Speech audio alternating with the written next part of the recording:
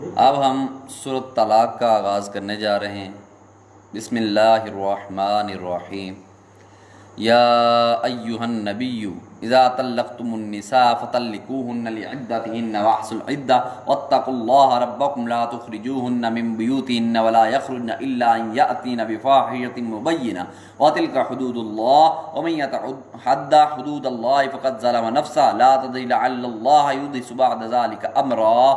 اے پیغمبر مسلمانوں سے کہہ دو کہ جب تم عورتوں کو طلاق دینے لگو تو عدت کے شروع میں طلاق دو اور عدت کا شمار رکھو، اور اللہ سے جو تمہارا پروردگار ہے ڈرو۔ نہ تو تم ہی ان کو ایام عدت میں ان کو گھروں سے نکالو اور نہ وہ خود ہی نکلیں۔ ہاں اگر وہ صریح بے حیائی کریں تو نکال دینا چاہیے، اور یہ خدا کی حدیں ہیں۔ جو اللہ کی حدوں سے تجاوز کرے گا وہ اپنے آپ پر ظلم کرے گا۔ اے طلاق دینے والے، تجھے کیا معلوم شاید اللہ اس کے بعد کوئی رجت کی سبیل پیدا کر دے۔ فَإِذَا بَلَغْنَ أَجَلَهُنَّ جی عدت اس کا مطلب ہے کہ طلاق دینے ساتھ ہی نہیں نکال دینا چاہیے۔ اگر نہیں یہ نہیں ہے، اس میں یہ ہے کہ اگر وہ مطلب کہ خواتین مطلب کہ جب حاملہ ہوں اس صورت میں آپ اس عورت کو نہیں نکال سکتے، حاملہ ہونے کی صورت میں۔ لکھا کیا پتہ اللہ تمہارے درمیان اگر پیدا کر دے ایسی کوئی، صرف اس صورت میں نکالو اگر انہوں نے کوئی گناہ کیا ہو۔ پورا دوبارہ پڑھتا نہیں میں۔ اے پیغمبر مسلمانوں سے کہہ دو کہ جب تم عورتوں کو طلاق دینے لگو تو عدت کے شروع میں طلاق دو اور عدت کا شمار رکھو، اور اللہ سے جو تمہارا پروردگار ہے ڈرو۔ نہ تو تم ہی ان کو ایام عدت میں ان کے گھروں سے نکال لو اور نہ وہ خود ہی نکلیں۔ ہاں اگر وہ صریح بے حیائی کریں تو نکال دینا چاہیے، اور یہ اللہ کی حدیں ہیں۔ جو اللہ کی حدوں سے تجاوز کرے گا وہ اپنے آپ پر ظلم کرے گا۔ اے طلاق دینے والے، تجھے کیا معلوم شاید خدا اس کے بعد کوئی رجت کی سبیل پیدا کر دے۔ میاں سے پڑھیں تفسیر اس کی پڑھیں۔ اللہ تو نبی صلی اللہ علیہ وسلم شرافت و کرامت کے طور پر خطاب کیا گیا، پھر طبعاً آپ کی امت سے خطاب کیا گیا اور طلاق کے مسئلہ کو سمجھایا گیا۔ ابن ابی حاتم میں ہے کہ رسول صلی اللہ علیہ وسلم نے حضرت حفصہ کو طلاق دی اور اپنے میکے آ گئی۔ اس پر یہ آیت اتری اور آپ سے فرمایا گیا کہ ان سے رجوع کر لو، وہ بہت زیادہ روزہ رکھنے والی اور بہت زیادہ نماز پڑھنے والی ہے، وہ یہاں بھی آپ کی بیوی ہیں اور جنت میں بھی آپ کی ازواج میں داخل ہیں۔ یہی روایت مرسلن ابن جریر میں بھی ہے اور سندوں سے بھی آئی ہے کہ رسول اللہ صلی اللہ علیہ وسلم نے حضرت حفصہ رضی اللہ تعالیٰ عنہ کو طلاق دی، پھر رجوع کر لیا۔ صحیح بخاری شریف میں ہے کہ حضرت عبداللہ بن عمر رضی اللہ تعالیٰ نے اپنی بیوی صاحبہ کو حیض کی حالت میں طلاق دے دی۔ بخاری شریف میں یہ ہے کہ حضرت عبداللہ بن عمر رضی اللہ عنہ نے اپنی بیوی صاحبہ کو حیض کی حالت میں طلاق دے دی۔ حضرت عمر نے یہ واقعہ حضرت صلی اللہ علیہ وسلم سے بیان کیا، آپ ناراض ہوئے اور فرمایا اسے چاہیے کہ رجوع کر لے، پھر حیض سے پاک ہونے تک روکے رکھے، اور پھر دوسرا حیض آئے اور اس سے نہا لیں، پھر اگر جی چاہے تو طلاق دے دیں۔ ٹھیک ہے ہاں وہ بھی ہے، اس میں ہے۔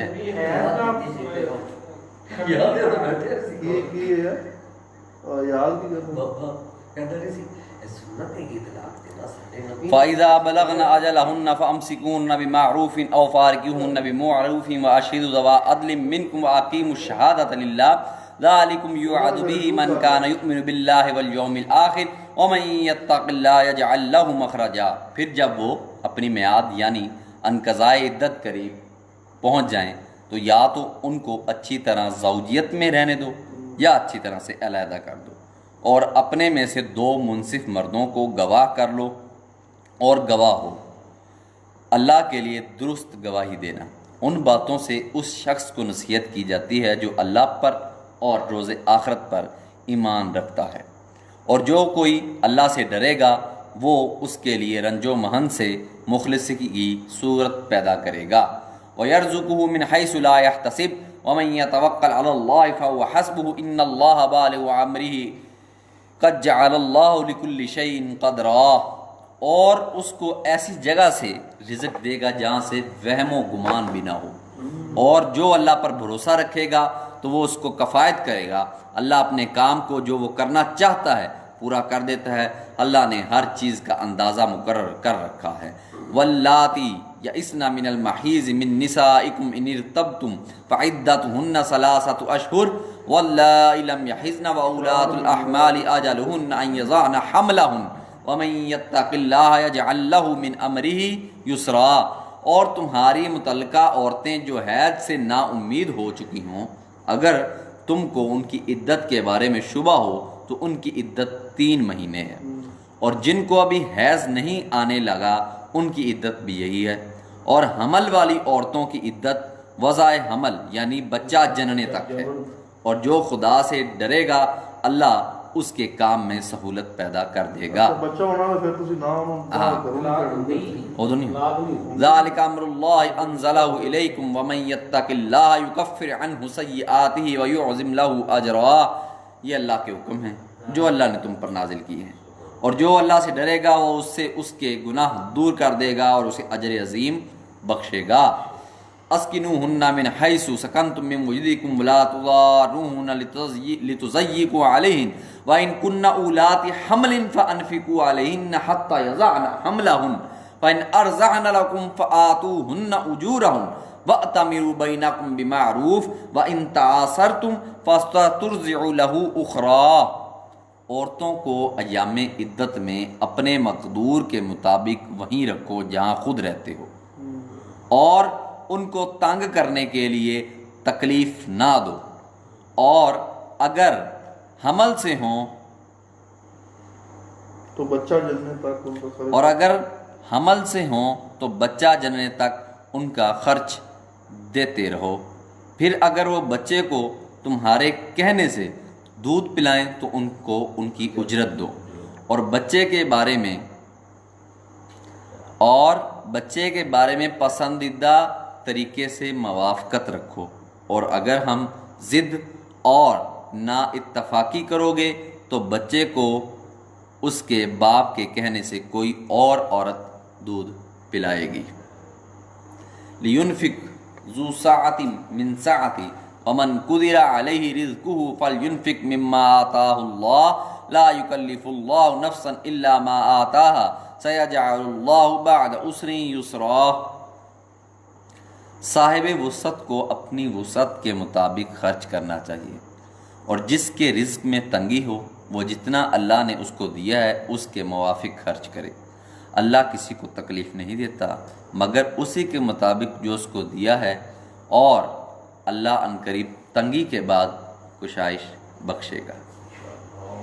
وَكَأَيٍّ مِّن قَرْيَةٍ أَتَتْ عَنْ أَمْرِ رَبِّهَا وَرُسُلِهِ فَحَاسَبْنَاهَا حِسَابًا شَدِيدًا وَعَذَّبْنَاهَا عَذَابًا نُكْرًا، اور بہت سی بستیوں کے رہنے والوں نے اپنے پروردگار اور اس کے پیغمبروں کے احکام سے سرکشی کی تو ہم نے ان کو سخت عذاب میں پکڑ لیا، اور ان پر ایسا عذاب نازل کیا جو نہ دیکھا تھا نہ سنا۔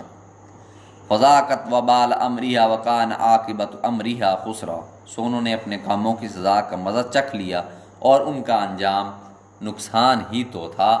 اعد اللہ لہم عذابا شدیدا فاتقوا اللہ یا اولی الالباب الذین آمنوا قد انزل اللہ الیکم ذکرا، خدا نے ان کے لیے سخت عذاب تیار کر رکھا ہے۔ تو اے ارباب دانش جو ایمان لائے ہو، اللہ سے ڈرو، اور اللہ نے تمہارے پاس نصیحت کی کتاب بھیجی ہے۔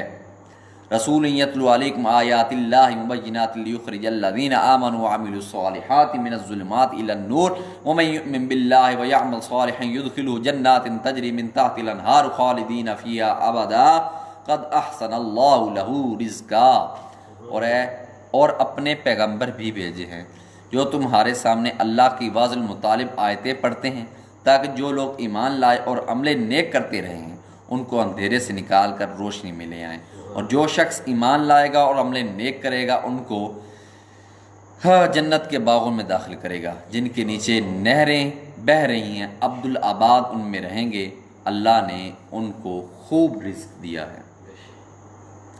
اللہ الذی خلق سبع سماوات ومن الارض مثلہن یتنزل الامر بینہن لتعلموا ان اللہ علی کل شیء قدیر وان اللہ قد احاط بکل شیء علما۔ اللہ ہی تو ہے جس نے 7 آسمان پیدا کیے اور ایسی ہی زمینیں، ان میں اللہ کے حکم اترتے رہتے ہیں تاکہ تم لوگ جان لو کہ اللہ ہر چیز پر قادر ہے، اور یہ کہ خدا اپنے علم سے ہر چیز پر احاطہ کیے ہوئے ہے۔ پہلی دفعہ آیا کہ زمینیں بھی 7 ہیں؟ ہاں، پہلے تو نہیں آیا۔ 7 زمینیں اور 7 آسمان ہے بھائی۔ تو یہ آیا ہمیشہ ختم ہوگی طلاق۔ سورۃ طلاق مکمل ہو گئی ہے۔ اب اس کے بعد جو ہے ہم سورۃ تحریم کا آغاز کریں گے۔